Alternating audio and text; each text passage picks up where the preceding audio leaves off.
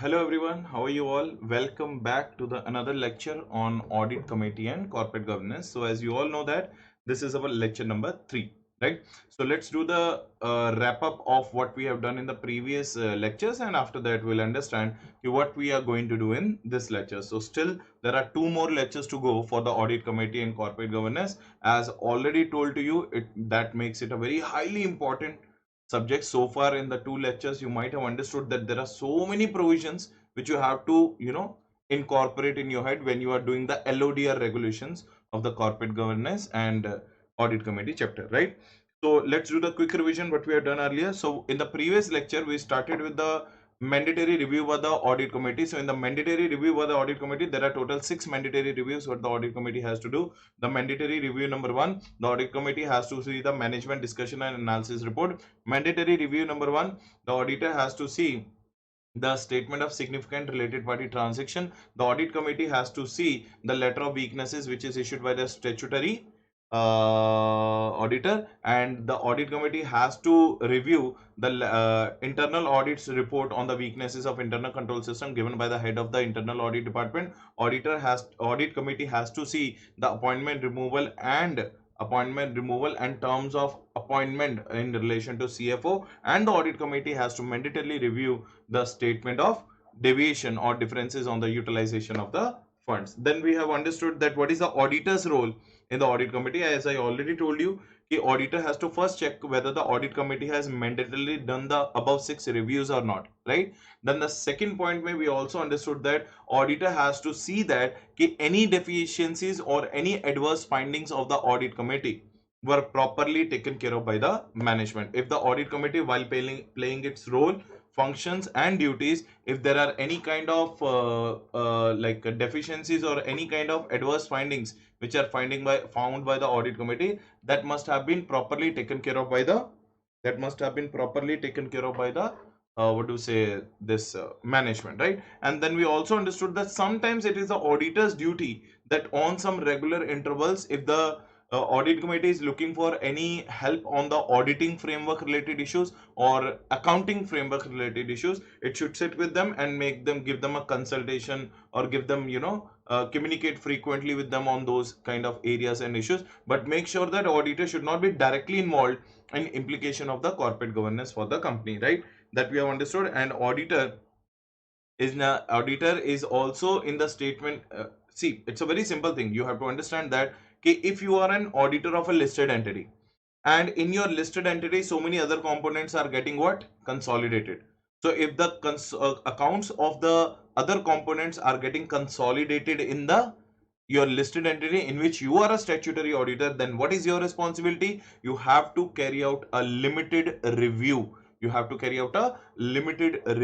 On those particular entities or on those particular components, right? And at last we have also understood that audit committee, when the auditor is issuing the report on the corporate governance, when the auditor is issuing this compliances report on the corporate governance, then we have to assume that it is neither an audit nor an expression of opinion, not an expression of opinion. It is just a review. Clear? And after that, if I'm not wrong, after that we have talked about the board of directors. In the board of directors we have understood so many things. What should be the size of the board of director as per LODR and as per Companies Act? As per Companies Act, minimum 3 directors, maximum 15 directors. More than 15 directors you can have if you will pass a special resolution. But as per the LODR regulation, as on 1/4/2019, for the top 1000 listed entities, there has to be, or from 1/4/2020, then the top 2000 listed companies has to have minimum 6 directors in their organization. How many directors? Minimum 6 directors. So either it is 1/4/2019 for the top 1000 listed entities, or 1/4/2020 for the top 2000 listed entities. There should be at least 6 directors which are required in the listed entity. Then we talked about the composition of the board of directors. As per the Companies Act, no specific information has been given, but yes, they have said that at least 1 women director should be there. But as per the LODR regulations, in the components they have said that at least 50% of the board of directors should be comprising of non-executive directors. Sir, what do you mean by non-executive directors? These are those directors who are not into employment with the company, right or not? And one women director should be there. But the top 500 listed entities as on 1/4/2019 and top 1000 listed entities as on 1/4/2020, they are saying that ki now amendment has come that ki at least one independent women director should be there on the board. Am I correct or not? And the maximum age limit for the non-executive director should not be more than 75 years of age. If you still want to appoint someone else more than 75 years of age, you have to pass a which resolution? So special resolution is required to be passed. I hope all of you agree with that. Yes, sir. We agree with that. Next, we understood that ki out of the composition, non-executive directors we understood.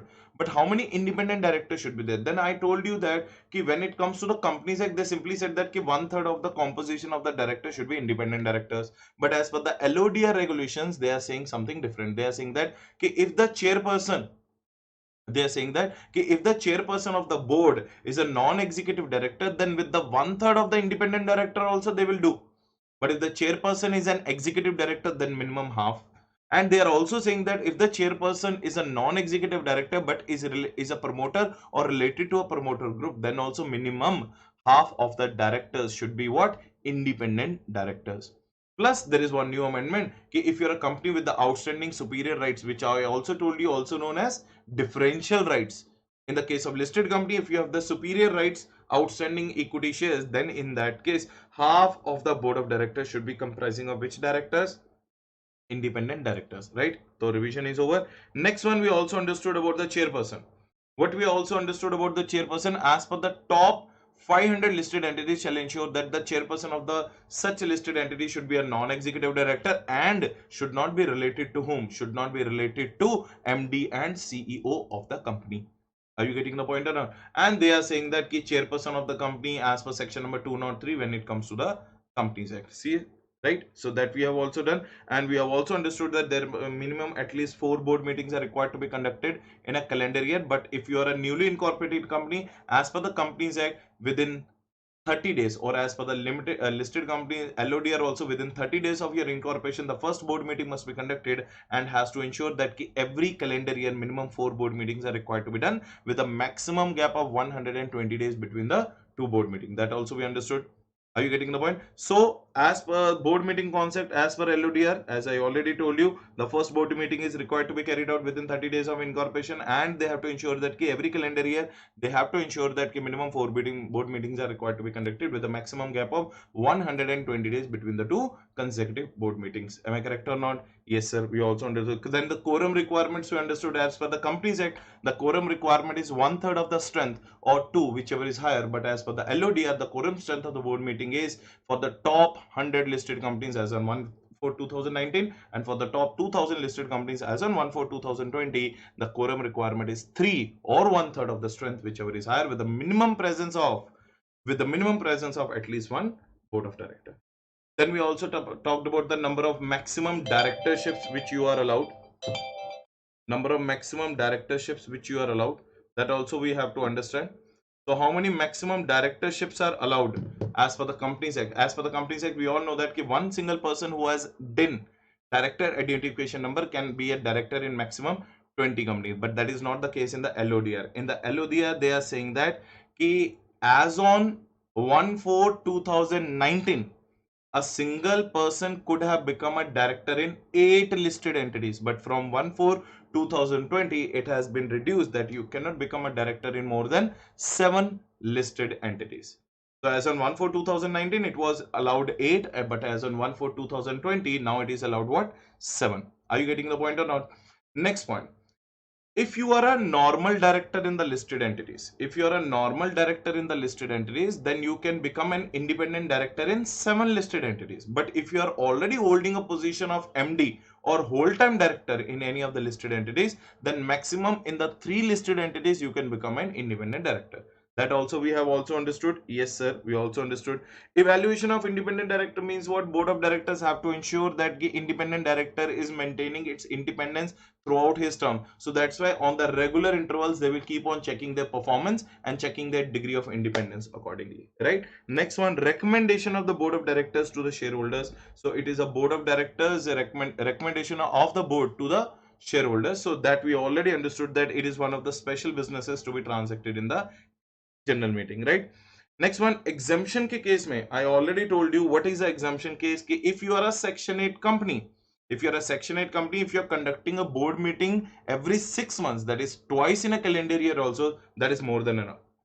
And if you are a IFSC public company, or if you are a private company, if you are a IFSC public company or if you are a private company, then in that case there also you have seen that ki 2 board meetings in a calendar year are more than enough. So if you are a section 8 company, if you are a IFSC public company, or if you are a private company, then in that case 2 board meetings in a calendar year are more than enough. Are you getting the point? But yes, there is one change. Sir, what is the change? In case of IFSC public company and in case of private company, in case of normal listed entities, what is the provision we have understood? In case of normal listed entities, the provision we have understood that the first board meeting must be conducted within how many days? 30 days of incorporation. But if you are a IFSC public company or if you are a private company, in that case, the first board meeting must be conducted within 60 days from the day of incorporation. After that, if you conduct the 2 board meetings half yearly or 2 board meetings in a calendar year, that is more than enough. That is what the exemption criteria we have done. And most importantly, we have also understood the definition of a which director?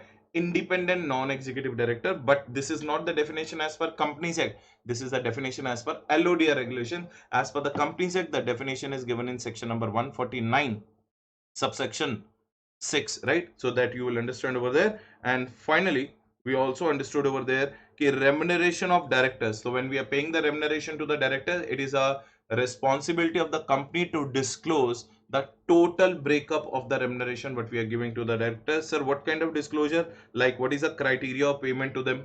Are you getting the point? And then their salary, how much benefit they are getting, how much stock options they are getting, how much pensions they are getting. Then we have to also understand that what is the fixed component of their salary, what is the incentive based component of their salary, how much bonuses they are getting, what is the notice period they have to serve, what is the serviceable period they have to serve. All those, each and everything relating to remuneration is required to be disclosed in the corporate governance report. That is what the auditor has to check. And most important things we also understood: approval of remuneration of directors. Now let's quickly revise. Sir, if there are, in case of non-executive directors, sir, in case of non-executive director, then generally they say that ki special resolution in the general meeting is required. Remuneration will always be fixed by the board of directors. For the executive directors or for the non-executive directors, how much remuneration is to be paid is always going to be fixed by board of directors, but it can only be fixed by the board of director if they get the prior approval from the shareholders in the which meeting? General meeting. So then they said that ki in case of sitting fees, in case of sitting fees, if it is paid within the prescribed limits, then in that case no approval is required. That also we understood. And most importantly, we also understood in case of non-executive directors. In case of which directors, sir? In case of non-executive directors. In case of non-executive directors, if there is one such non-executive director whose payment of remuneration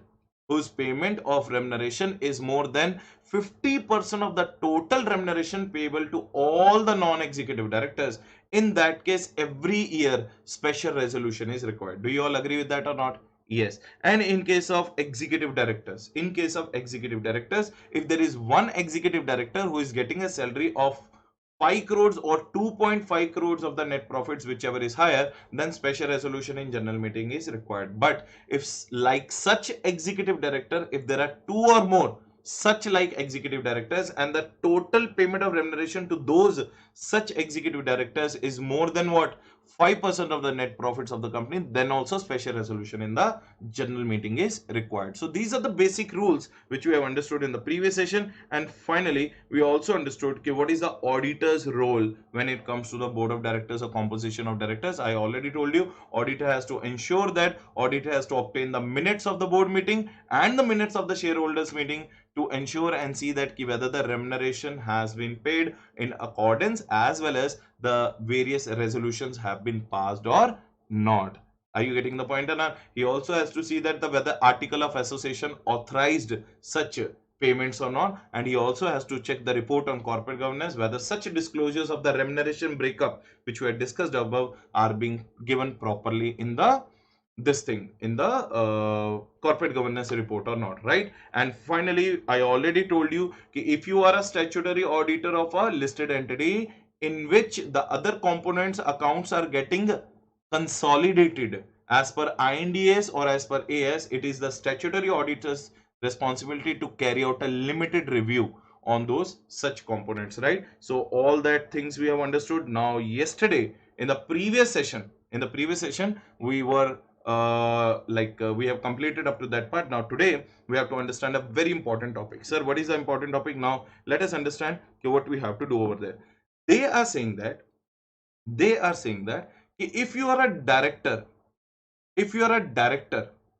of a listed company, you can become the director if you are a director of a listed company, and if you want to become the members of the committee. Now let's take an example. If you are a director, sir, if you are a director of a which company? If you are a director of a listed company, what is the provision? Very simple provision, I will make you understand.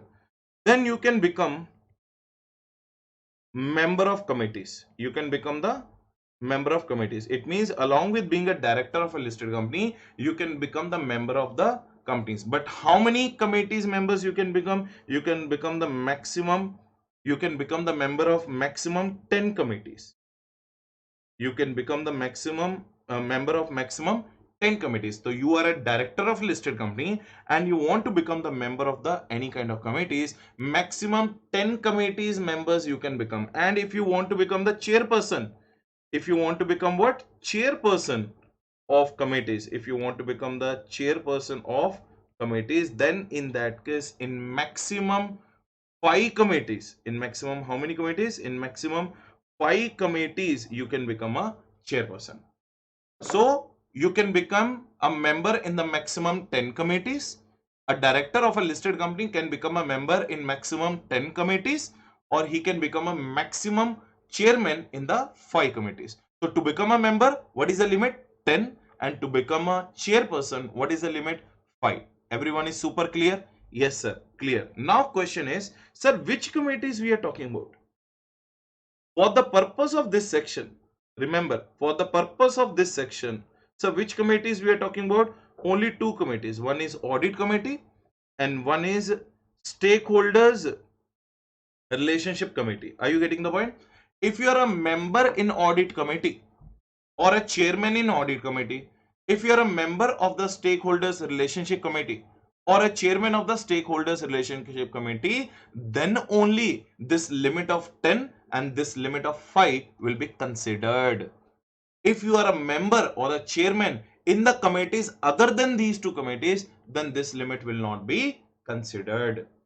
Did you understand the point? So which 2 committees are those committees where this limit is applicable? If you are a member or a chairperson in audit committee, or if you are a member or a chairperson in stakeholders relationship committee. How much is the limit? Maximum 10 membership is allowed and maximum 5 chairmanship is allowed if you are a director of a which company? Listed company as per LODR regulations.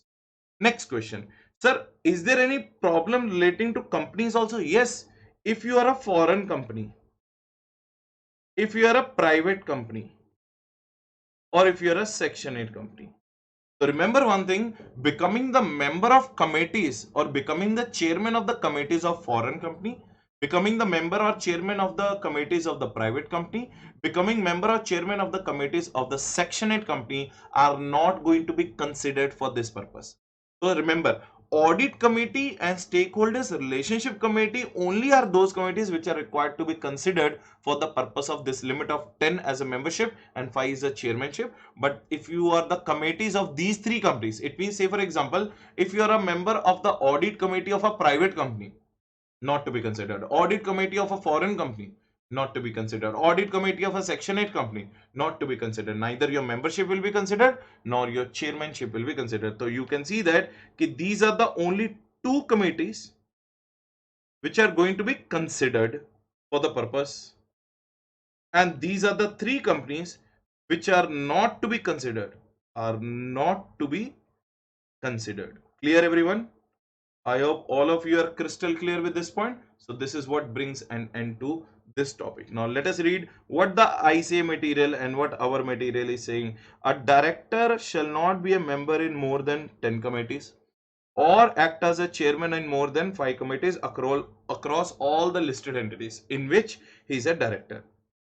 Furthermore, every director shall inform the listed entity about the committee positions he occupies in other listed entities and notify the changes as and when takes place. So if you are a director in one listed company and if you are a member of committee or a chairperson of a committee in another listed company, it is your responsibility to inform the company in which you are a director, in which companies you are a chairman and in which listed companies you are a member of their committees. And whenever the changes are occurring, suppose you left, joined another, or you left two, joined three more, all those changes are also required to be intimated, right? Next point, it may be noted that, now clearly see that, it may be noted that for the purpose of considering the limit of committees on which a director can serve, all public limited companies, whether listed or not, shall be included.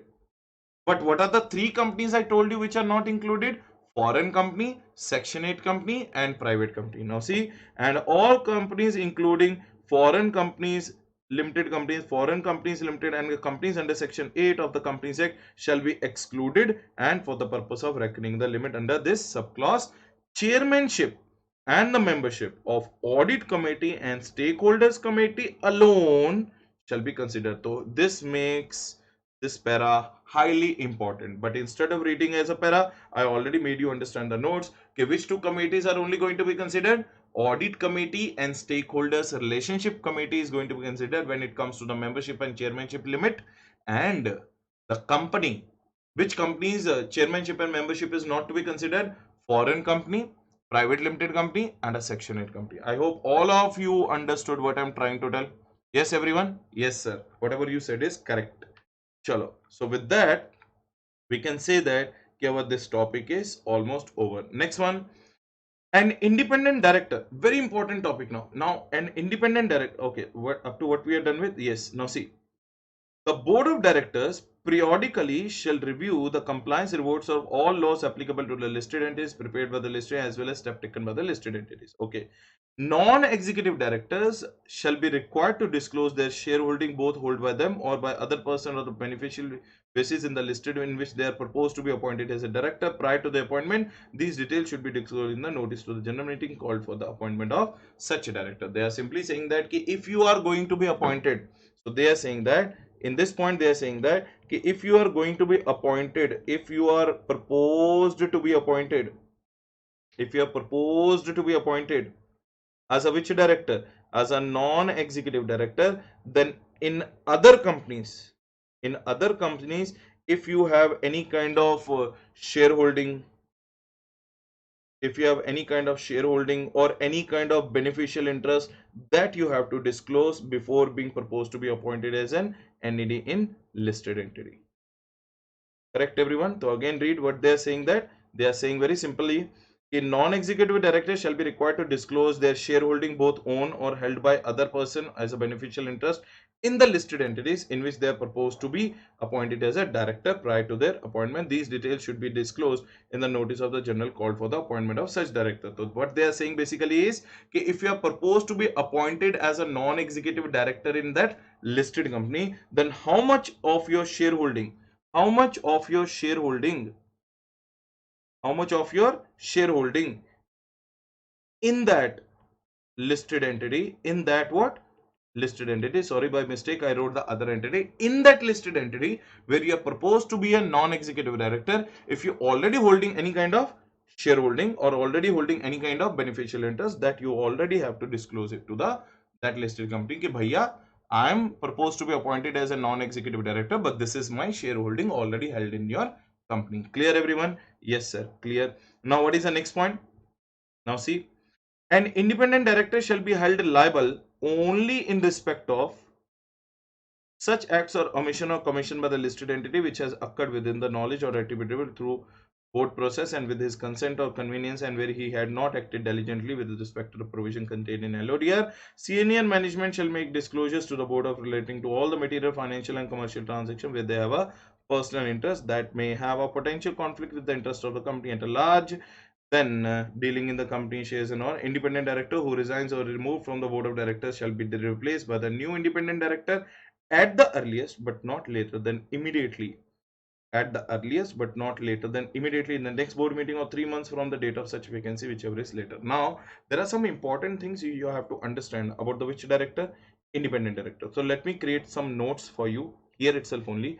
Now we are talking about a which director, independent director. Now suppose there is one fraud has happened. Suppose there is one fraud has happened. Sir, fraud has happened. Now what to do? If the fraud has happened, then when, if the fraud has happened, then when ID stands for independent director will be liable. If the fraud has happened, then when the independent director will be liable? He will be held liable if the fraud was done with his knowledge.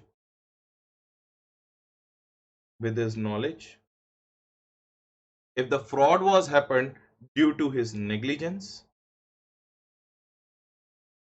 So in these two situations, if he already had a knowledge of that fraud and if it has happened due to his negligence, in these two situations, independent director will be liable. Correct? Next, they are saying that ki every top or senior level management person, every top or senior level management person must, they are saying must disclose their commercial or business relationship or business, must disclose their commercial or business interest, you can say business interest in the contracts. That is also being told here, and most important point has been told now. Now how many independent directors are required? How many independent directors are required? That depends upon the chairmanship of the board. If the non-executive independent directors is a chairman, now say for example, so suppose non-executive director is the chairperson. Listen to this example very carefully. Non-executive director is a chairperson of a board. Now, according to our earlier discussion, how many independent directors are required? Sir, only 1/3 are required. Yes or no? That non-executive director is neither a promoter nor a related party to a promoter, and he is a chairperson. Then 1/3 of the independent director is enough. How many? 1/3 of the which directors? Independent director. Now total is 15. 1/3 means what? Sir, it is coming to 5. Correct? Now there were 5 independent directors, Mr. A, Mr. B, Mr. D, Mr. E. All A, B, C, D, E. All are which director? Sir, independent directors. So tell me one thing, sir, Mr. A left. Can I say that casual vacancy arised or not? Yes. Now is it meeting the requirement now? No, it is not meeting the requirement. Now 14 are left. 14's 1/3 means what? What is the 1/3 of the 14? Sir, 4.66 if I'm not wrong. 4.66 means 5. But how many are left? Mr. D, B, C, D and E are only left. Am I correct or not? Now, do we have to appoint a new independent director? Yes, new independent director must be appointed. In this case, new independent director, sir, must be appointed. Sir, when to be appointed? In this case, new independent director is to be appointed when? Is to be appointed within 3 months or by the next board meeting, whichever is later. Are you getting the point? By the time 3 months from his resignation has, are you getting the point? 3 months from his resignation has taken place, right or not? Or by the very next board meeting, whichever is earlier. Sorry, earlier. Yes, earlier. I wrote later, right? No. It is later only, right or not? So yes. So if any new independent director, if the new independent director has left, then it is your responsibility to appoint the new independent director, because you have to meet the requirement of, or you have to fulfill the requirement of 1/3. Am I correct? Then the new independent director must be appointed within what? Within 3 months from his resignation or casual vacancy, or by the time maximum board meeting, whichever is later. Are you getting the point? That is what the requirement. But now there is a problem. There is no problem. Actually, there is a thing. Now suppose there are 15 directors. How many directors? 15 directors. Out of 15 board of directors, the 6 were independent directors. How many? A, B, C, D, E, F. They were the independent directors. One independent director has resigned or got removed. Now, in that case, tell me whether the fulfillment requirement, of the new independent director is required or not. Still, out of 15, one has gone 14. Now, 14's one third is coming to what? Approximately 5. Do we still have the 5 or not? Yes, sir. B is there, C is there, D is there, E is there, and F is there. B, C, D, E, F, still 5 are there or not? It means our criteria is met. If the number of people are falling below the minimum requirement, then only you have to fulfill the gap of what? Independent director. Otherwise, there is no requirement. Clear, everyone? Yes, sir, we are clear. So this is what the provision they have said in the next 2 points. Now see, let us revise. They are saying that an independent director, now your doubt will be removed, an independent director who has resigned or removed from the board of directors of the listed entity shall be replaced by a new independent director at the earliest, but not later than at the earliest. Means generally they are saying कि जल्दी से appoint कर लो, quickly appoint the new one, but not later than, this is the main point, immediate next board meeting or the 3 months from the date of such vacancy, whichever is later. So I also wrote whichever is later. Clear, everyone? तो थोड़ा बहुत confusion हो जाता है, but manage. So whichever is later. Generally we have to fulfill the gap as soon as possible, but maximum late, how much you can do? By the maximum immediate next board meeting or within the 3 months, whichever is later. But what they are saying, provided that with the listed entity already fulfills the requirement of independent directors in the board, even without filling the casual vacancy created by such a resignation or removal, as the case may be, the requirement of the replacement by the new independent director shall not apply. That I already told you, if there were excess independent directors and one of them has left, then in that case, if you already have the minimum requirement already fulfilled, no need to appoint the new independent director now. Like out of 15, 7 independent directors were there. We need one third, 5. Even if 2 has left, still we have 5 or not? Yes. So no need to appoint the new independent director. Clear, everyone? Yes, sir. We are clear. Next point, what they are saying, that the board of directors of the listed company shall satisfy itself that plans are in place for orderly succession for the appointments to the board and to the senior management. Listed entity under LODR always should pre-plan कि there might be an uncertainty कि some senior management person or some independent director or any board of director is leaving. They should already be ready with the plans कि who is going to succeed whom. This person is going. Now, before 3 months before the going of this person only, they should already make the plans कि who is the next eligible person who is going to succeed the person who is going to go. So A is leaving. They should always have an option in their mind कि whether who is going to come in replacement of A. That's what they're trying to tell. No employee, including the KMP personnel or director or promoter of the listed entity, shall enter any agreement for himself or on the behalf of another person with any shareholder or any other third party with regard to compensation or profit sharing in connection with dealings in the security of such listed company unless prior approval of the same has been obtained from the board of directors as well as public shareholders by passing a ordinary resolution. So simply they are saying that if you are an employee or KMP or a director or a promoter, if you are an employee, KMP, director or a promoter of a listed company shall not enter into any agreement for himself or on the behalf of any other person with any shareholder or any other third party with regard to compensation or profit sharing in connection with the dealing in the securities of such listed entity. You are not allowed to have any contract with any kind of shareholder or any third party with respect to the securities of this listed company where you are an employee, where you are a KMP, where you are a promoter or where you are a director. But you can do that.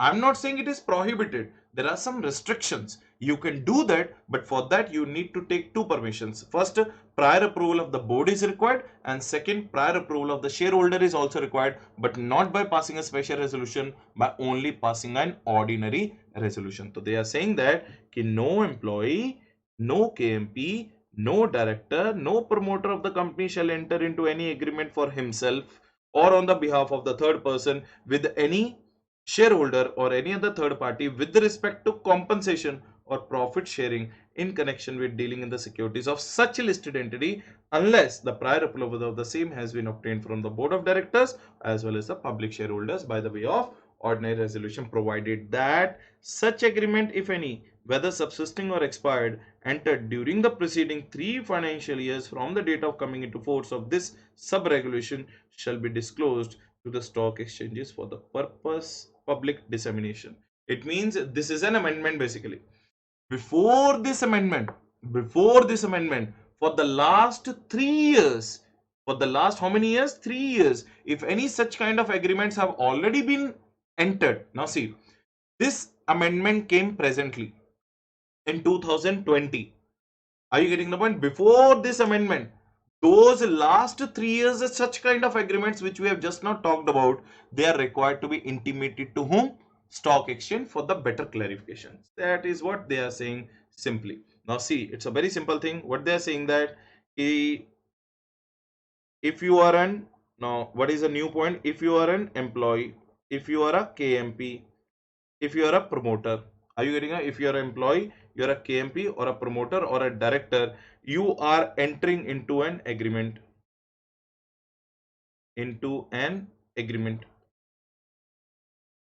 with whom? With shareholder or third party to share shared compensation and shared profit on securities of such listed entities. This is your agreement requirement. So you are an employee, you are entering into this kind of agreement with whom? With whom? The shareholder and third party. For what? For the shared compensation and profit on the securities of such listed entity. In that case, two approvals are required. Sir, approval number one, board of directors approval. Approval number two, shareholders approval. Shareholders approval is required by passing an ordinary resolution. And when it is a, both are what? Prior approvals. Yes, this is the amendment. Now, what is the purpose of this amendment? They are saying that additionally also they have said that before this amendment,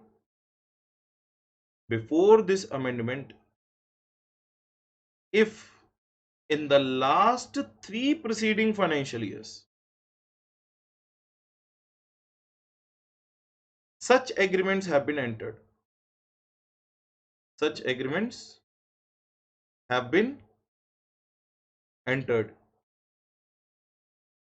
then such intimation is required to be made to the stock exchange for the public interest. For the which interest? For the public interest. As simple as that. So that brings an end to the new amendment which has been recently added in the LODR. I already told you, sir, LODR chapter, the audit committee and the corporate governance chapters, is full of amendments. And what my recommendation to all of you is, you should have one paper and a pencil or a pen or copy or a pen in your hand, so that whatever I am writing, you should also write, because I know that once this lecture will be over, everything will be flushed out from your mind. There are so many provisions which you have to understand. So many provisions. So make sure that you're making a short notes like this, which I am making on each and every page, so that you can also get benefited in the same manner which I'm trying to give you right now. Right or not? So try to make your own notes also. That will give you the confidence over the things. Now, listen to this thing. Sir, code of conduct is over. Maybe I think that now 2 more lectures other than this lecture is also required. The reason is very simple. Total 5 lectures this chapter at least deserves. Sir, after reading this 10 hours of this chapter of 5 lectures of 2 hours each, I think that this chapter at least deserves 10 hours. Completely. For a regular students, it definitely deserves 10 hours. Not even a single word should be left unread and unturned. Clear, everyone? Next topic is relating to what? Now we are done with the composition of board, we are done with the audit committee, right? And we are done with the legal framework. So out of the total 15 elements, we are already done with the 3 elements which were the major one. Now chiller small topics are there. Code of conduct. What is the next topic relating to? Code of conduct in the LODR. Now what do you mean by code of conduct? It's a very simple thing, sir. The board of directors of a listed entity, must have to establish one code of conduct Are you getting the point? And this code of conduct is not only to be applicable to the board of directors, it is applicable to everyone in the organization. Either you are a senior management, or you are a board of directors, or you are a junior management, or at an employee level. The major thing is saying that yes, you are a listed company, you are a public figure in the public, you should maintain one code of conduct. And who has to lay it down? The board of directors of the listed company has to lay it down, and it is applicable to both board of directors as well as what? Senior level management. Now see, the board shall lay down a code of conduct for all board members and senior management of the listed entity. All the board members and senior management personnel shall affirm the compliance with such such code of conduct on the annual basis. So it is not only applicable to board of directors, it is applicable to both board of directors as well as what? Senior management both, and they have to comply it on annual basis. So it means the statutory auditor of a listed company has to report on that also, whether they are complying on annual basis or not. Next point. The code of conduct should suitably incorporate the duties of independent directors as laid down in the Companies Act. The code of conduct shall be posted on the website of the company. The point number one, it should also include the duties of the independent director. What should include, sir? Code of conduct should include what? The duties of an independent director, and it also required to be published on the website of the company so that anybody can access it. Are you getting the point? And it is also required to be attached in the annual report of the company, while declaration to this effect signed by the CEO. And CEO has to give a declaration, a certification ki yes, our company's senior management and board of directors are complying with this code of conduct. And who has to sign? The CEO of the company has to sign. Clear, everyone? Sir, now a very important amendment has come. So what amendment has come? Senior management definition we have to do. What is the definition? For this purpose, the senior management shall mean personnel of listed entities who are a member of its core management team, excluding the board of directors. Normally, this would comprise of all the members of the management one level below the CEO, MD, whole-time director, the manager, including chief executive officer, manager in case they are not the part of the board, and shall specifically include company secretary and chief financial officer. So basically they are saying that senior level management is what? Senior level management is that management which is core members of the management. So basically I have to tell you on this structure. Dekho, first they are known as KMPs. What are the first people? First people, they are known as what? KMPs. After the KMPs, you can say that there is a senior management. After the senior management, you can say that there are board of directors. Now listen to this structure very carefully. You will understand the definition of senior management. Sir, are the senior management equivalent to KMP? No. So sir, how will come to know that who is KMP? For that, you have to understand the definition of KMP. In the definition of KMP, 6 people are being given. Sir, whom? MD, whole-time director, CEO, CFO, CS, and manager. If you are into this position, you are a top level management. Super senior level management, KMP. But we are talking about the senior management. Senior management people are those people who are one rank below the KMPs. Who are one rank below the KMPs, plus they are the members of core management team. They're the members of what? Core management team. Core management team. Correct? Plus they exclude whom? Board of directors. So they are not KMPs. They are not board of directors. They are between the KMPs and the board of directors, who are the members of the core management team, one rank below what? KMPs, but they exclude what? Board of directors. That is why you can see that it is middle level of management between the KMP and the board of directors. That is what they are trying to tell. Now read it along with me. For this purpose, the team senior management shall mean the personnel of the board entity who are the members of its core management team, excluding the board of directors. Normally, this would comprise of all the members management one level below the CEO, below the managing director, below the whole-time director, below the manager, below the chief executive officer, below the manager. What I tried to tell you, ki KMPs level 1 below and more than board of directors. That is known as senior management, right or not? Now, what is amendment? What is the auditor's role in that? Auditor should ascertain that board of directors of the company has laid down the code. Dekho sir, the very important thing you have to understand now. Whatever we are learning in the LODR regulations, that is what the auditor has to check. You don't have to write any extra thing. Don't think of any extra sentence making. Sir, auditor responsibility is different and LODR regulations are different. No, whatever you are learning in the LODR regulations, whether the listed company is complying with that regulation or not, that is what the auditor's responsibility. Auditor has to just check that whatever is written in that, whether the company is complying with that or not, and where they will check in the report on corporate governance, they will check. Correct, everyone? The auditor has to check what? Whether the company has laid down or not board or member and senior management of the company and obtain a copy of the same. He should also verify that all board members, senior members have affirmed the compliance with the code of conduct on annual basis and whether the code of conduct has been posted on the website. What we have learned in the three things, that is what is being given. So let's write the notes for that. Yes. So point number one. Point number one. Code of conduct. What is the topic name? Code of conduct. I told you, na sir, main points are over.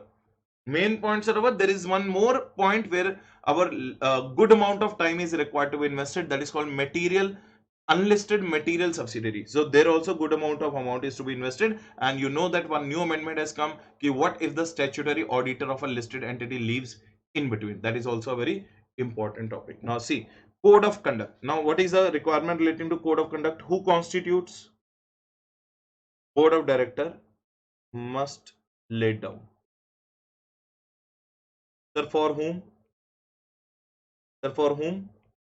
For the both board of directors plus senior management, right? Next thing, what are the requirements? There are total 3 requirements. Point number 1, they must ensure to comply. They must ensure to comply with this on annual basis. Point number 1, it must include duties of independent director. Next, it must be published on website of company. It must be published where? On the website of the company. Clear? It must be published on the website of the company. Plus, sir, what do you mean by senior management? Senior management refer below. I have already given the definition of senior level management below. Sir, what do you mean by senior level management? This is what do you mean by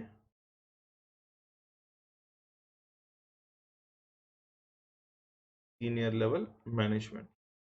So this is what do you mean by senior level management. A one step more than board of directors, but one rank below the KMPs. Sir, who are the KMPs? Just remember these 6 names. So what are the 6 names? Point number 1. What are the 6 names? Point number 1. Tell me.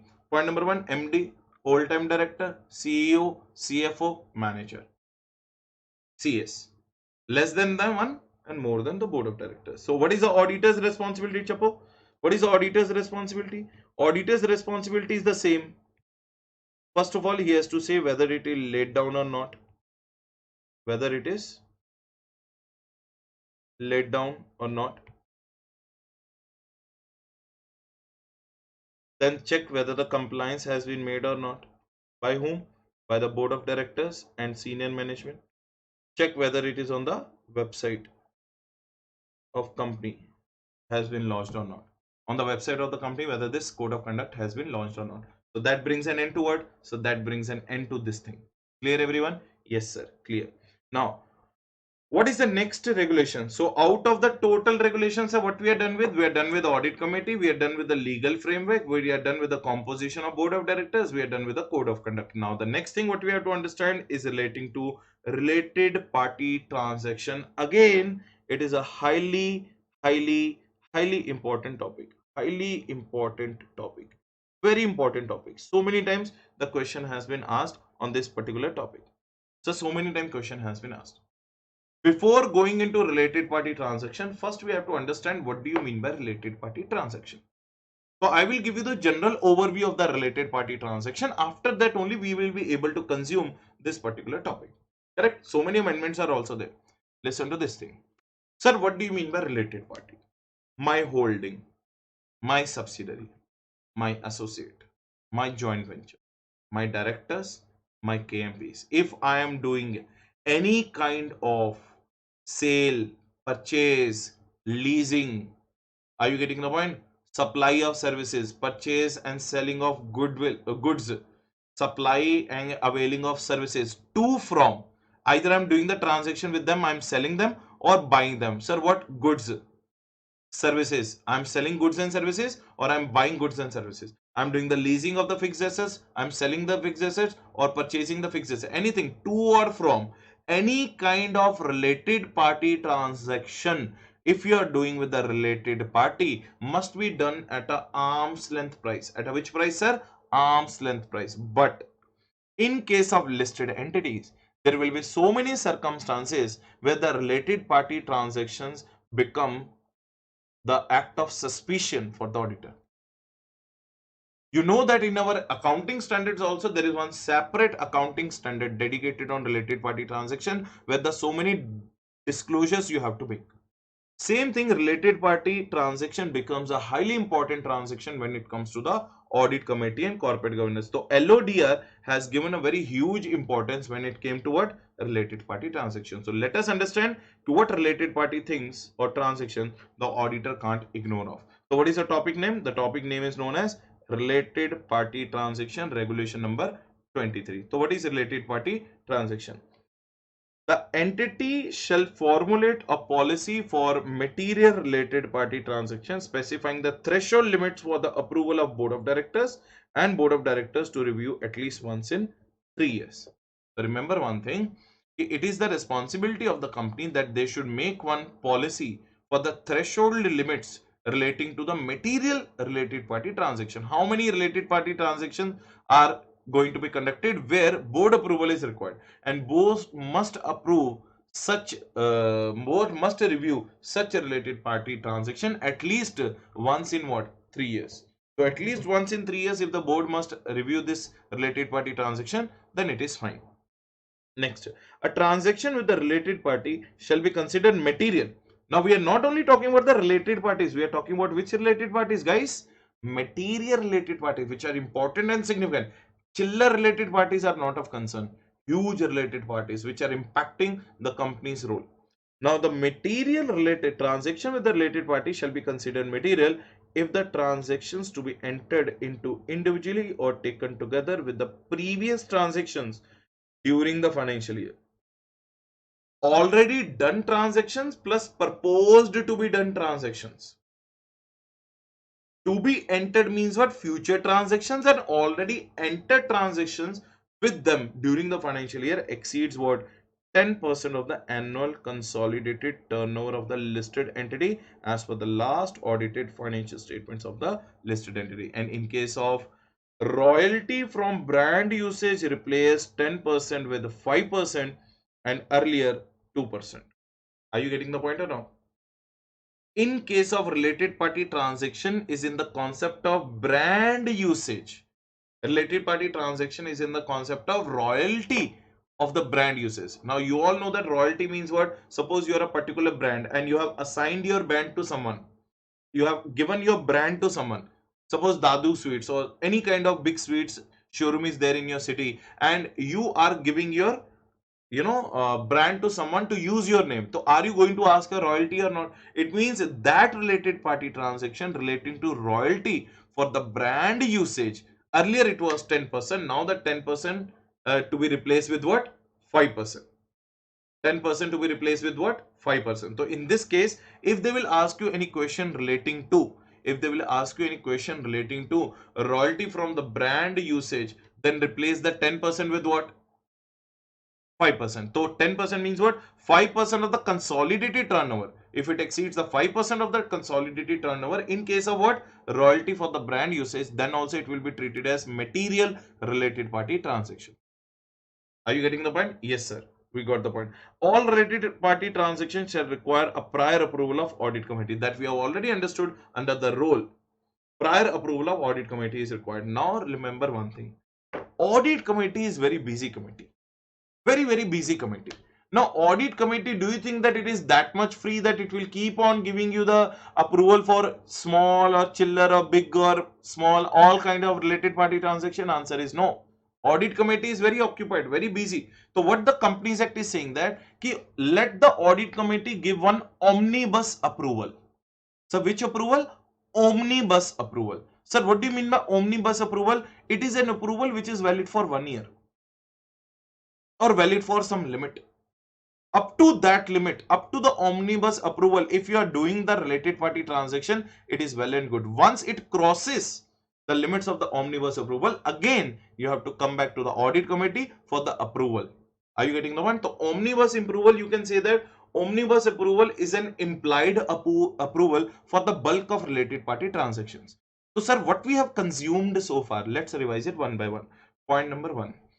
The board of directors have to make a good strategy. The board of directors have to lay down a plan for all the material related party transactions, with their threshold limits, and board must ensure that this threshold limit must be reviewed once in every 3 years. That is a point number one. So point number two, when do you call a related party transaction a material transaction? A material related party transaction is the one which is taken together with already entered material transactions during the year plus proposed to be entered put together is exceeding 10% of the consolidated turnover of last audited financial statements figure. In the current financial year, suppose let's take an example. Okay, let's start from the beginning only. So point number one, what we have understood so far. So point number one, what we have understood, tell me quickly what we have understood in the point number one. Sir, in the point number one, we have understood so far कि sir, board of directors must make a policy. Policy for what? Sir, material related party transactions. Material related party transaction, MRTP. Material related party, MRPT, material related party transactions. Sir, what policy relating to their threshold limits? Relating to which limits? Threshold limit. And what is the responsibility? Responsibility is to review it at least once in 3 years. To review it at least how many? Once in 3 years. Responsibility number one. Point number two, sir, what do you mean by material related party transaction? Material related party transaction is the one which is already entered related party transactions plus proposed to be entered related party transactions put together if they're exceeding 10% of consolidated turnover. 10% of what? Consolidated turnover. Are you getting more than 10% of what? Exceeding 10% of consolidated turnover of figure last audited financial statement. And this figure is more than 10% of consolidated in the current financial year. This in the current financial year, whatever the transactions of related party already entered and proposed to be entered are exceeding the 10% of the consolidated turnover which is there on the last audited financial statement. Correct? Yes, sir. Correct. But in case of royalty of brand usage, what is the amendment? So the 10% must be replaced with what? 5%. So then in that case, more than 5% of the consolidated turnover, then also it will be treated as material related party transaction. Remember, this is a definition of material related party transaction. Clear everyone? I hope these charts are looking very easier for you to understand the concept and make your running notes. Yes.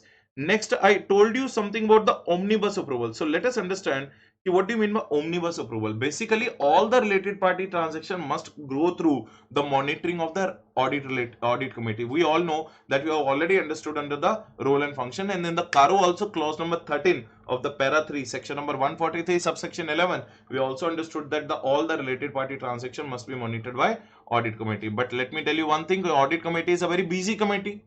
So being a very busy committee, it cannot give the approval to each and every transaction.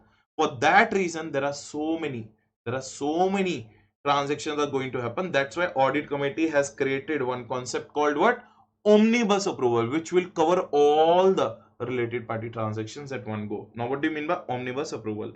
Now, audit committee may grant, not shall, may, if they want, omnibus approval for all the related party transaction proposed to be entered into by the listed entity subject to the following condition. Proposed to be entered means following, मतलब आने वाले time पे, in the future, what they are going to enter.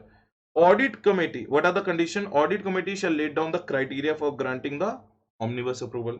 Audit committee shall satisfy itself for the need of such omnibus approval. So what they are saying that first of all, who will give the omnibus approval? Audit committee. First of all, second thing, audit committee should be satisfied itself also that the omnibus approval is required.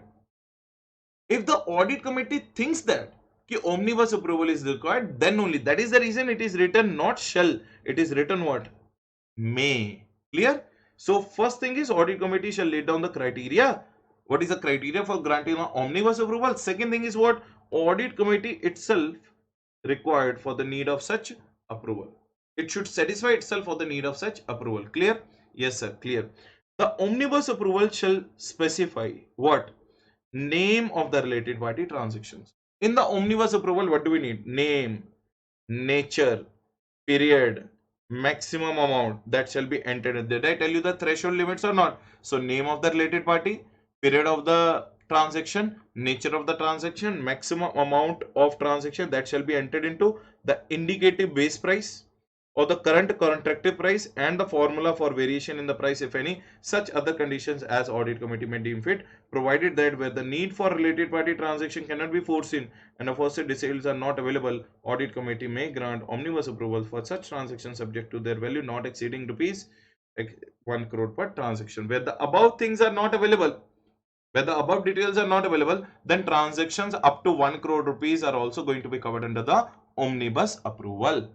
Clear? Next point, review at least on quarterly basis the details of related party transaction entered into by the listed entity pursuant to each of omnibus approvals given. Such omnibus approvals shall be valid for a period not exceeding 1 year. That I already told you that omnibus approval is applicable for 1 year, right?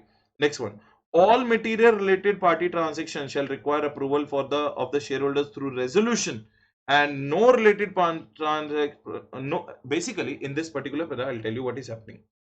This is an amendment. Basically what they are saying that all the material related party transactions shall require the approval of shareholder also. It means first of all the board approval is required, second approval of audit committee is required, third approval, shareholder approval is also required through what? A resolution.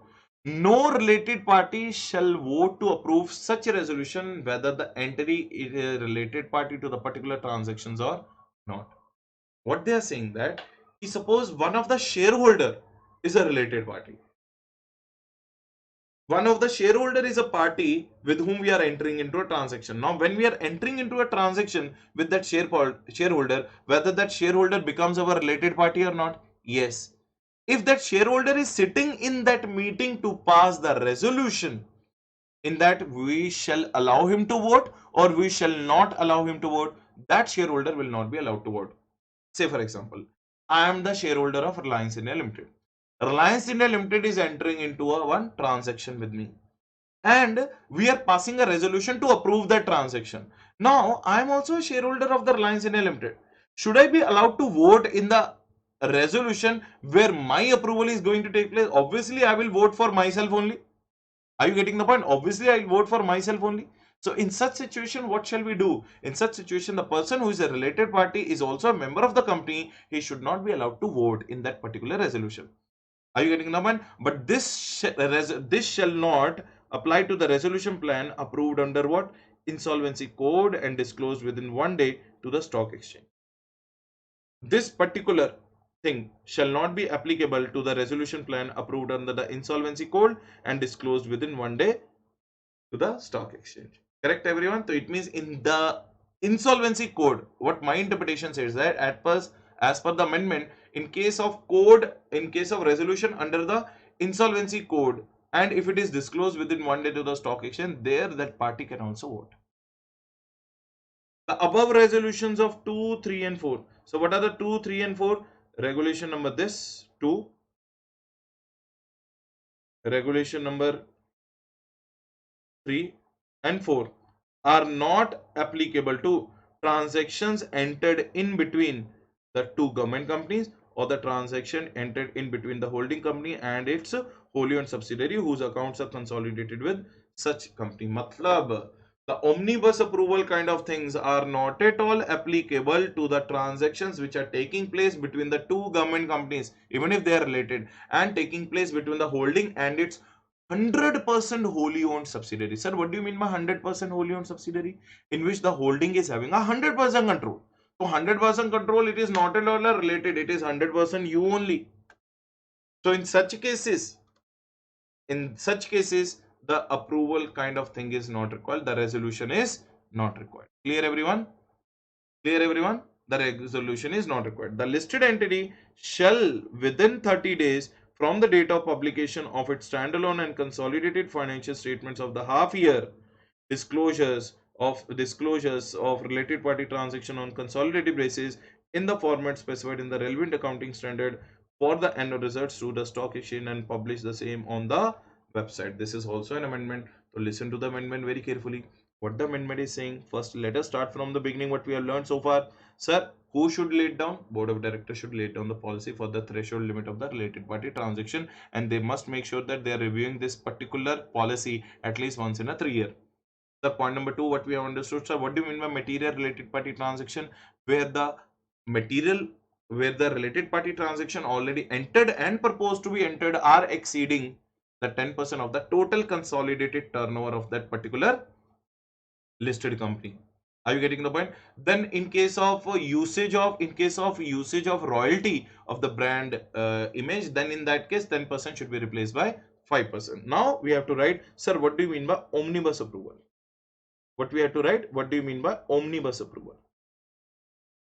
Omnibus approval. First of all, who gives audit committee gives on what? On related party transactions, right or not? Who gives? Audit committee gives this approval on what? Related party transactions. So do we have a validity? Sir, yes. Validity is what? 1 year. Validity is what? 1 year. Now, next point we have to understand, sir, does it cover all the proposed related party transactions? Yes. What it covers? It covers all the proposed material related party transactions to be entered by such listed entity. And most important thing, sir, is it shall or make? Is it shall or may? Sir, it is may provision. Sir, what do you mean by may provision? Only when audit committee gets satisfied. Right? Only when audit committee gets what? Satisfied. Sir, do we need to, are there any regulations? Yes, sir, there are regulations. What are the regulations? Name of the party, tenure of transaction, nature of transaction, nature of relationship with the party, and amount of transaction. All these are required to be disclosed to whom? to the audit committee. But in case above details are not available, tell me one thing. In case the above details are not available, then is the omnibus approval is already applicable? Yes. Then the omnibus approval of audit committee is applicable for the transactions up to rupees 1 crore. Transactions up to rupees 1 crore. If the above details are, in case above details are not available, then the omnibus approval is also applicable for the transactions up to rupees 1 crore rupees. And as and when the audit committee thinks fit, they can withdraw this approval also. Correct? You can't force the audit committee to have the omnibus approval at every point of time. So if they want, they can take away this omnibus approval up to transaction up to rupees 1 crore rupees is also there if the above details are not applicable. Sir, clear? Yes, sir. Clear. Now, they are saying that what is the amendment now? What is the amendment? Amendment says that all material related party transactions must be approved by the shareholders. Must be approved by the shareholders by passing a resolution. Are you getting the point? Must be approved by the shareholder by passing a resolution, but such member who is related party shall not vote. But such member who is a related party shall not vote. That is already written here. No related party shall vote to approve such resolution, whether the entity is related party to the particular transaction or not. No related party member is required to such vote. Next one, this shall not apply to the resolution plan approved under the insolvency code and disclosed within the 1 day to the stock exchange. So what they are saying that this provision not applicable. This provision is not applicable for resolution under insolvency code. For the resolution under which code? Insolvency code. Clear? So for the resolution under the insolvency code, this provision is not applicable. Sir, when it is applicable? So, and intimated to stock exchange within 1 day. Within 1 day. Clear? But listen to this carefully. No approval, no resolution required when, point number 1, when the transaction is happening between two government companies, and when the transaction is happening between holding company with its 100%, with its, you can say that 100% or wholly owned 100% subsidiary. Clear? Whose accounts are getting consolidated with holding.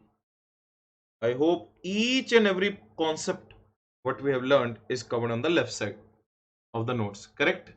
And they are also written that within 30 days of from the date of publication of standalone and consolidated financial statements on half yearly basis, disclosure of related party transaction on the consolidated basis in the format specified in the relevant accounting standard for the annual returns to the stock and publish it on the website. Now they are saying that one more provision, but we have to write what is the obligation of the listed entity once its standalone financial statements and consolidated financial statements on half year basis are filed,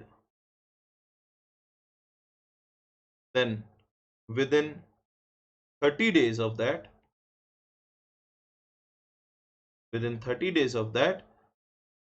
related party transactions on consolidated basis, on which basis?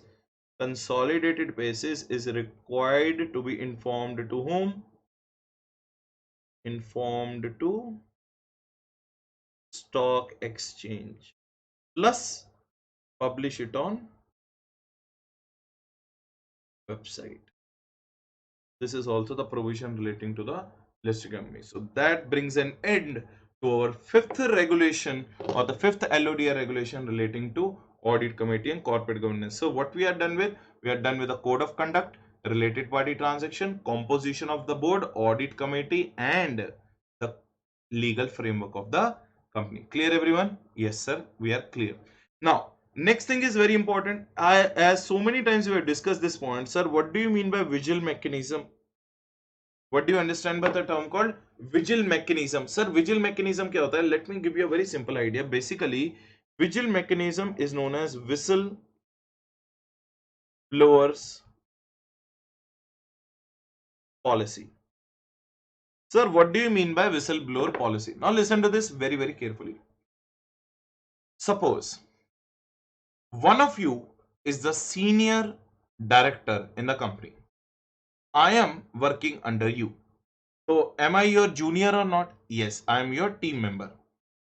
I know that you are doing very unethical things in the organization. Right or not? But I am unable to speak up against you. The reason being, you are my senior, point number one. Second thing, if you will come to know that I have made a complaint relating to you to the senior, super senior management, then in that case, my job will be insecure. Second thing, there's no safety that I will be able to retain my job. So that's why I am keeping my mouth shut as a junior. But now, no more shutting down of your mouth. Whistleblower policy, whistle policy has come into the force. That is called vigil mechanism. Every listed entity must constitute a whistleblower policy which is directly under the control and monitoring of an audit committee. Sir, what is the purpose of this policy? In this policy, if you are knowing any kind of, if you have a knowledge of any kind of unethical practices or fraudulent practices going on in the organization, if you know anyone in the organization who is trying to do some unethical practices in the name of organization, it is your responsibility to directly go to the chairman of the audit committee and make a complaint to the chairman of the audit committee. So it is the responsibility of the chairman of the audit committee to ensure your safety and to ensure your security, and the chairman of the audit committee will protect you against the victimization of the seniors. Are you getting the point? You will be protected against the that insecurity and job security what you had in your mind when you were thinking that whether I should make the complaint or not. So basically, the removal of the fear from the removal of the fear from the employees and officials and directors who want to complain about the unethical practices which are going on in the organization, but they are unable to just because they don't have the safety of their job. So now no more going to be now what will happen? Basically, you will directly have an access to the chairman of an audit committee. When you will have an access to the chairman of an audit committee, it is a responsibility of the chairman of the audit committee to keep your credentials secret. No one in the company will come to know that who has made a complaint against whom. When no one will come to know that who has made the complaint against whom, then how the top level person against whom you have made a complaint will be able to catch your collar? Is it correct or not? It means your details, who is making a complaint, it means complainant's details will be kept secret and he'll be protected by the chairman of the audit committee against the victimization of these things. That is what the purpose of blow a whistle. If something unethical is happening in the organization, directly in whose ears you have to blow the whistle, directly go to the chairman of audit committee and tell him that some unethical thing is happening and he will protect you from your insecurity of the job. Clear everyone? I hope I made it very clear. So let us read. No need to write anything. Just remember, vigil mechanism means whistleblower policy. The listed entity shall establish a vigil mechanism for the directors and employees to report the genuine concerns. Are you getting now? If you think that there is one unethical thing is happening, so and genuinely you think that that should be given to the notice of the top level management ki yes, there is some director or employee is doing an unethical thing. So for that you have only one remedy, go via this thing. What is this thing? A vigil mechanism called whistleblower policy. This mechanism should also provide for adequate safeguards against victimization of directors.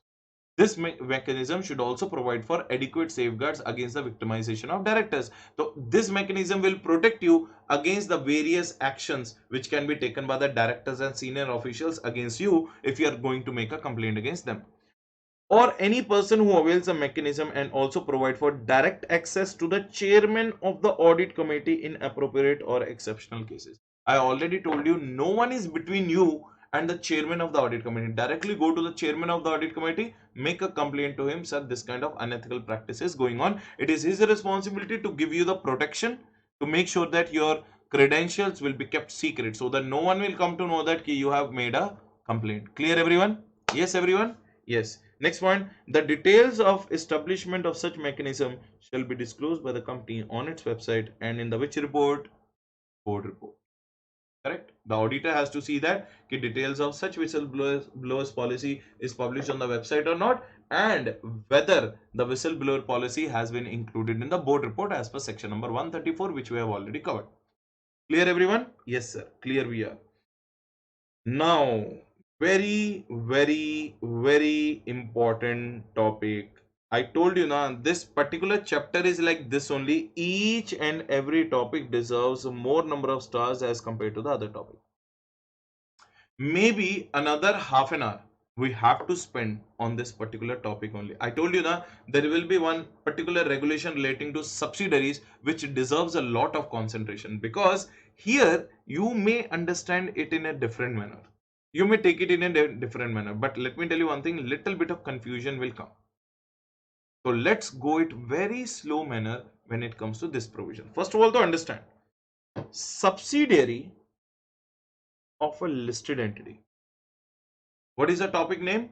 Subsidiary of a listed entity.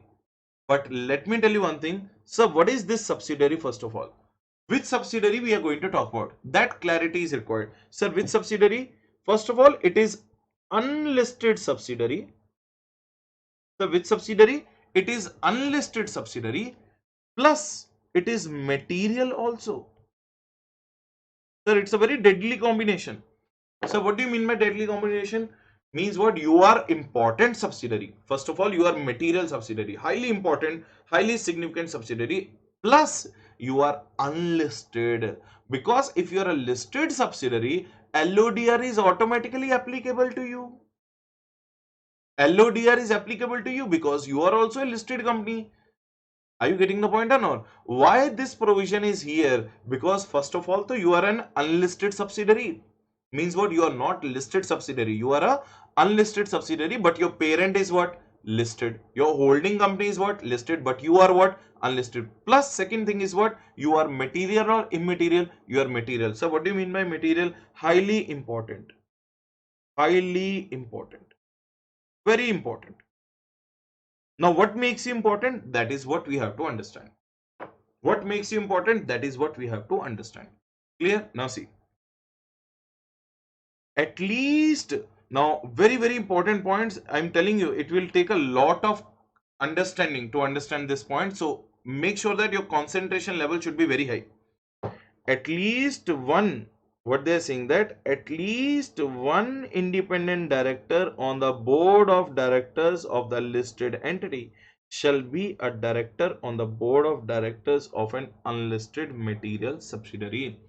Point number one, they are saying that in the holding company, which is a listed company, in its board of director, the one independent director, at least one independent director on the board of directors of the listed entity shall be the director on the board of directors of its unlisted material subsidiary, whether incorporated in India or not. So I am a parent company, you are a subsidiary. I am a parent, I am a listed company. Now, being a listed company, do I have a board of directors? Yes. In my board of directors, one independent director, at least one independent director of my board of director should also be a director in my unlisted material subsidiary, whether it is listed in India, whether it is incorporated in India or not. Remember one thing, first of all, you are material. Second one, you are unlisted subsidiary. So we call it as material unlisted subsidiary or unlisted material subsidiary, UMS, unlisted material subsidiary, right? Or you can call it a subsidiary which is unlisted and material, some, anything, right? Point number one, samajh mein aaya? For the purpose of this provision, notwithstanding anything contained to the contrary contained in regulation number 16, the term material subsidiary shall mean a subsidiary whose income or net worth exceeds 20% of the consolidated income or net worth respectively of the listed entity and its subsidiary in the immediately preceding financial year. When you will become a material subsidiary, if your income, if the subsidiary of that unlisted material subsidiary, if the income of that unlisted material subsidiary is either, if the income or the net worth, if the income or the net worth of that unlisted material subsidiary exceeds 20% of the consolidated income or 20% of the consolidated net worth in the preceding financial year's accounting statements of consolidation. So what did you understand? Sir, say for example, consolidated income of the total group, consolidated net worth of the total group. Consolidated income is 2000 crores. This unlisted material subsidiary is contributing 250 crores. Now tell me, is it 20%? What is the 20% of 2000 crores? 400 crores. 20% of 2000 crores is 400 crores. But how much it is contributing? 250 crores only. So it is not material. Sir, if it is contributing more than 20%, what is more than 20% of 2000 crores of consolidated income? Anything more than 400 crores. 401 crores of profit is coming from this unlisted material subsidiary, then only it will be treated as unlisted material subsidiary. Clear everyone? Same thing we have to apply for the net worth also. So if that net income or net worth of that unlisted material subsidiary of that subsidiary is exceeding 20% of the consolidated income or consolidated net worth, then that subsidiary will be treated as unlisted material subsidiary. That is what is written in regulation number 24, and they have already said that irrespective of contrary contained in regulation number 16. It means in the regulation number 16 there is one another definition given. We are not going to follow that definition. We are going to follow this definition which is given under regulation number 20. So regulation number 24 says what, sir? Everyone repeat.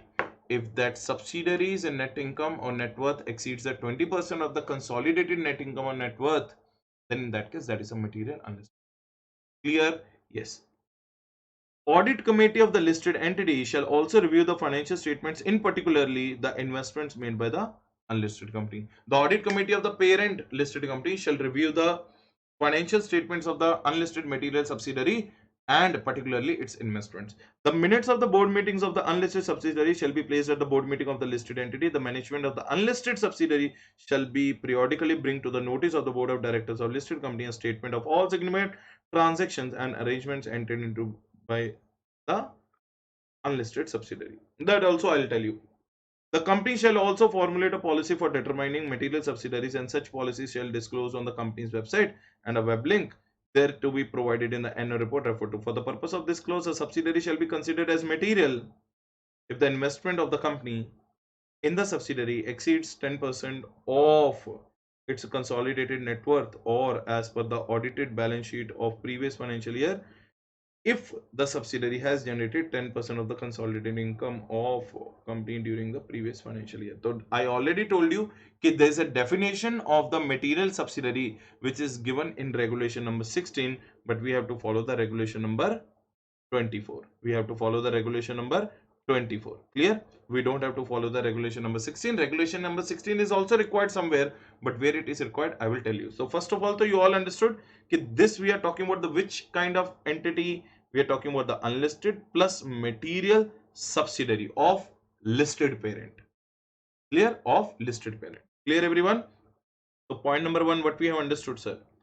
Point number one, what we have understood is the board of directors out of board of directors of listed entity, out of board of directors of listed entity, at least one independent director must be a board member of UMS, must be a board member of UMS. What is UMS? Unlisted material subsidiary. It means parents board of directors may say one independent director should come and become the director in the board of directors of a unlisted material subsidiary, right? Point number 2 mein what we understood, sir, what do you mean by unlisted material subsidiary? If its income or net worth contribution exceeds 20% of consolidated income or net worth. Clear? If the income or net worth of that unlisted material subsidiary exceeds 20% of the consolidated income of net worth, then it is known as unlisted material subsidiary. Where it is written? It is written under regulation number 24. It means we are here not following the regulation number 16. In the point number 3, what we understood, the audit committee of listed parent holding company must review financial statements of UMS and especially its investments. Especially its what? Investments. Then we also understood plus the minutes of board meetings. The minutes of board meetings of UMS must be placed in front of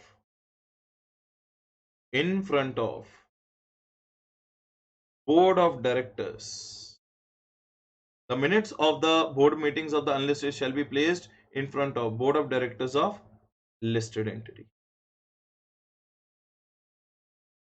And point number 4 mein what we understood, the management of unlisted material subsidiary shall bring to the notice of board of directors of shall bring to the notice of board of directors of what? Listed entity. What? All the significant transactions plus arrangements entered by UMS. Clear everyone? So many things you have understood so far. First of all, we understood that one of the board of director of the listed parent company, one of the independent director out of the board of directors of the listed entity company should also be one of the board of member of the unlisted material subsidiary. Unlisted material subsidiary means whose income or net worth is at least exceeding 20% of what consolidated income or net worth. Then the audit committee of the listed parent company must keep on reviewing the financial statements of the UMS on regular basis, especially its investments. Then minutes of the board meeting of the UMS must be laid down in front of the minutes of the minutes of the listed parent board of directors. Then the management of the unlisted material subsidiary at the regular intervals should keep on bringing it to the notice of what? Board of directors of the listed entity. What they have to bring into the notice? Any kind of significant transactions or any kind of arrangements entered by the UMS, right or not? Now see, the company shall formulate a policy for determining which is material subsidiary, and such policy shall be disclosed on the company's website, and a web link thereto shall be provided in the annual report. For the purpose of this clause, a subsidiary shall be considered as material if the investment of such company in the subsidiary exceeds investment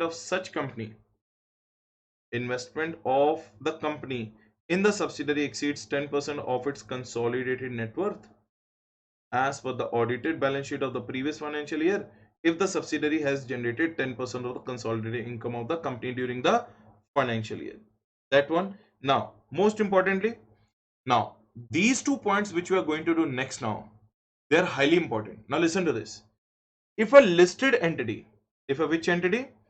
Listed entity shall not dispose of shares in its material subsidiary, resulting in reduction of its shareholding either on its own or together with other subsidiaries to less than 50%, or seize the exercise of control over the subsidiary without passing a special resolution in the general meeting, except in cases such divestment is made under the scheme of arrangement duly approved by the court or tribunal, or under a resolution plan duly approved under section 31 of insolvency code, and such an event is disclosed of recognized stock exchange within 1 day of resolution passed.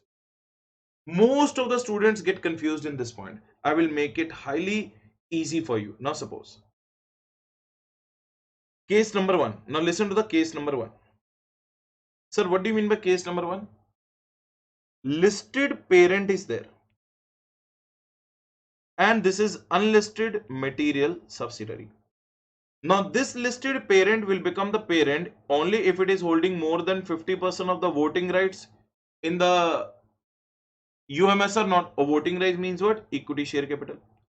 So it is holding more than 50% of the paid up equity share capital in the unlisted material subsidiary. Then only it is called parent, and then only it is called subsidiary. Clear everyone? Now this subsidiary wants to reduce its holding below 50%. Now tell me what will happen if the holding company will reduce its holding in the UMS below 50%, then will it be considered as a subsidiary? No. To call someone a subsidiary, there should be more than 50%. But this holding company is reducing its holding below 50%. Then can it do so? Generally not at all. But yes, it can do so by passing what? By passing special resolution in the general meeting. Shareholders special resolution is required. After that, it can reduce its percentage of holding less than below 50% in its UMS by passing a special resolution by the shareholder. But in that case, special resolution in the shareholders is not required. It is not required under two circumstances. Special resolution by the shareholder is not required under the two circumstances. So circumstance number 1, if it is passed under section 31 resolution of insolvency bankruptcy code, point number 1, or it is approved by court or tribunal, right? And within 1 day it was intimated to stock exchange. Again, listen to the whole example very carefully. You are a listed parent who is holding more than 50% of the equity shares or securities in the unlisted material subsidiary. Now you want to reduce its holding below 50%. When you will reduce its holding below the 50%, that will no longer be called your subsidiary. Are you understanding the point? How you can do it? You can do it, only one point is there in the whole LODR where you can do it, that is by passing a special resolution in the general meeting. Then you are only allowed to reduce it below the 50% or dispose your shares below the 50% so that your limit will come below the 50%. Clear? Yes, sir. But in case if this resolution is passed under section number 31 of the Insolvency Bankruptcy Code 2016, or it is approved by, or if it is approved by the central government or is approved by the court or tribunal, means what? NCLT or the court, then in that case special resolution in the general meeting is not required. If it is approved under section number 31 of IBC code 2016, or if it is approved by the court or tribunal, then special resolution in the general meeting is not required. You are allowed to dispose of your securities below the 50% in your subsidiary. But there is one condition, once the resolution, once this thing will take place within 1 year, oh sorry, within 1 month, oh sorry, within 1 day, not within 1 year, not within 1 month, within 1 day, you have to intimate it to the stock exchange. Clear everyone? Yes? Chalo. Now see what is they saying? What are they saying? A listed entity shall not disclose. A listed entity shall not disclose of its shares in the material subsidiary, resulting in the reduction of its shareholding less than 50%, or cease the exercise of the control of the subsidiary without passing special resolution in the general meeting. It means if you want to reduce it, you have to pass a special resolution in general meeting, except in cases where such a divestment is made under the scheme of arrangement duly approved by the court or tribunal, or no need of special resolution if that is approved by the court or tribunal, or under a resolution plan duly approved under section 31 of the Insolvency Bankruptcy Code, and such event is disclosed to the recognized stock exchange within 1 day of the resolution plan being approved. Correct, everyone? In case section 31 resolution under the Insolvency Bankruptcy Code is being approved, or it is approved by the court or tribunal within 1 day, it is being approved, it is already been intimated to whom? Stock exchange. Then in that case, no special resolution in the general meeting is required. That listed parent can reduce its holding below 50%. Clear, everyone? Yes sir, clear. Then if the listed company wants to sell, dispose or lease off the assets amounting to more than 20% of the total assets, if the listed company wants to sell, dispose or lease of the assets amounting to more than 20% of the assets of the material subsidiary on an aggregate basis during a financial year, shall require a prior approval of shareholders by passing a special resolution. But again, unless such sale or disposal lease is made under the scheme of arrangement duly approved by the court or under the resolution plan duly approved under section number 31 of company, and such event is disclosed to the reckoning stock exchange within 1 day of the resolution pass being approved. Again, they are saying that there are two things. If you want to sell, dispose or lease off more than 20% of the assets of your UMS, as a listed parent company, you took a decision that I want to lease, sell or dispose of more than 20% of the assets of my UMS, then in that case you again have to pass a special resolution in the general meeting. But special resolution in the general meeting again is not required if it is already approved by the court or tribunal, or it is approved under section 31 of Insolvency Bankruptcy Code 2016, and within 1 day you have intimated it to the stock exchange. And remember one thing, secretarial audit is mandatorily required for that material unlisted subsidiary incorporated in India. So that brings an end to this product. Now case number 1, so you already understood. The case number 1 you already understood. So what is case number 2? Now listen to the case number 2. And the case number 2, what they are saying, ki parent holding, which is a listed entity, wants to what? Wants to sell, dispose, lease what? More than 20% of assets of UMS. Then in that case, what needs to be done? You all know what needs to be done. Quickly, special resolution in general meeting is required, but special resolution in general meeting is not required when special resolution in general meeting. Now see, SR in general meeting not required when two cases. What are the two cases you already know? Tell me. If the section 31 of IBC 2016 approved, or approval of court or tribunal is there, and in both cases we have intimated